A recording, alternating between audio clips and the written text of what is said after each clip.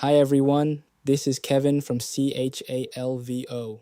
Welcome to my channel. A PET release liner can peel smoothly and still leave silicone-derived material on a pressure-sensitive adhesive. That is why release force alone cannot prove compatibility. Start with a matched control. Keep the PET grade, PSA chemistry, coat weight, dwell, peel angle, speed, and conditioning consistent.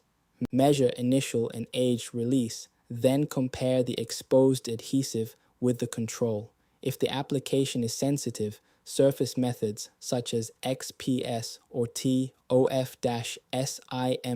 can help identify silicone-derived species.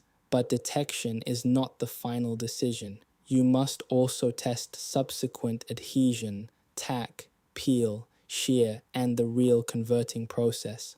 Watch for release spikes, adhesive pickoff, unstable matrix stripping, and weaker final bonding after storage. Before production approval, ask CHALVO for the latest exact grade TDS, a representative PET release film sample, and an application-specific validation plan. Thanks for watching.